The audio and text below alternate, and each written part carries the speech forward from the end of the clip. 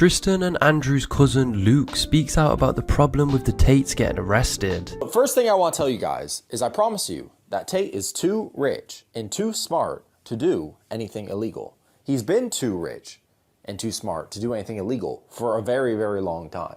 As long as I've lived with him, I've never seen him do anything illegal at all in any way, shape, or form.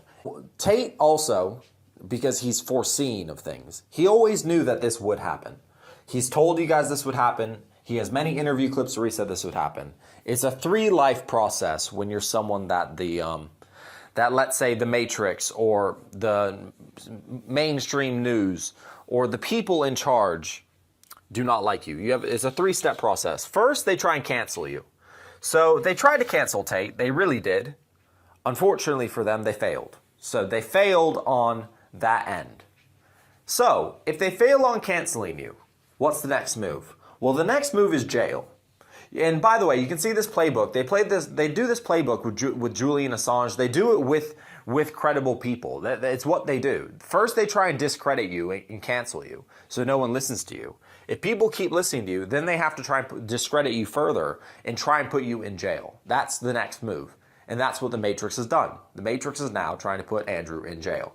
It's completely bogus charges, but unfortunately, Romania is, you guys can look this up, is known for corruption, and unfortunately, corruption also works to where if the mainstream and the Matrix wants you, they can find a corrupt judge to sign a bullshit paper to get your house raided. And that's really what it is. It's one judge signs one paper, and now your house gets raided, and then you get, and that's how it goes. That's just how it goes.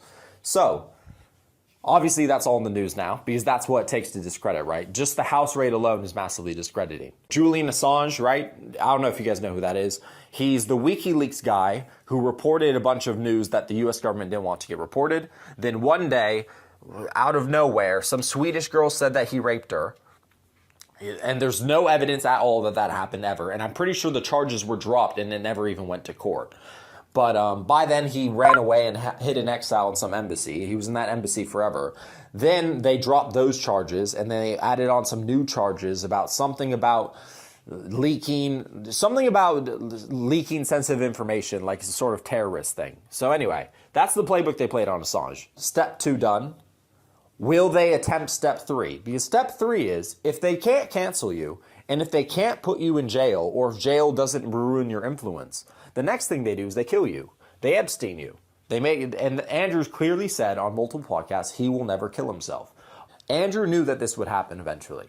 It was always a possibility on the board. It was always, okay, well, we've done well in not getting canceled. We're not going to shut up because we're going to keep changing lives for the better.